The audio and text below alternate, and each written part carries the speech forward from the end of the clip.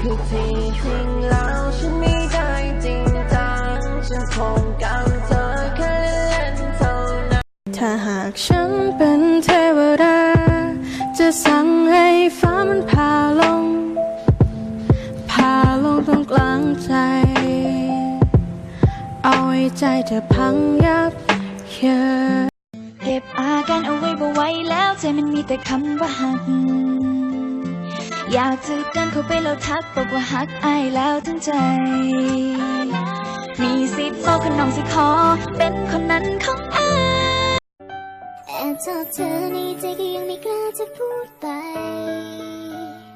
อยู่ตรงนี้แอบมองข้างๆหัวใจ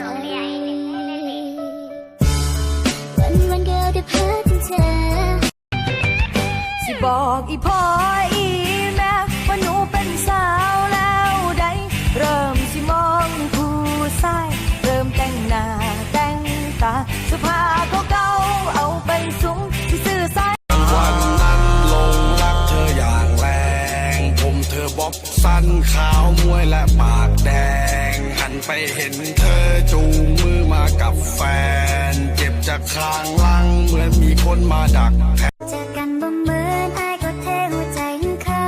หัวใจเพิ่นดีหรือเปล่าหรือว่าลงที่หน้าตาเอาอกเอาใจลงคารมสาวกรุงสินนะเป็นห่วงอายจะเสียท่าโดนเพิ่นหลอกคือแก้มน้องนางนั้นแดงกว่าใครใจพี่จมแทบพาสุดทาดวงฤทัยดวงแก้วตาดวงดาราดวงดาวดวงไหนวอนให้ชายทุกคนเดินผ่านวอนในใจน้องไม่มีใคร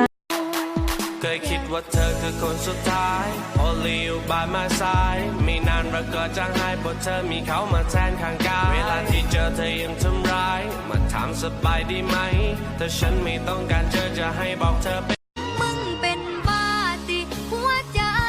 สิหักเขาไปให้ได้อีหยังเจ็บจนน้ำตาพังยังมีความสุขอยู่สั่นบ่เป็นจังใดก็ได้แค่แอบนักอายจากตรงนี้เป็นแค่รุ่นน้องที่แอบมองอายรุ่นพี่รอยยิ้มของอายทำใจละลายทุกทีตอนนี้คือสิเก็บไว้บ่ไหว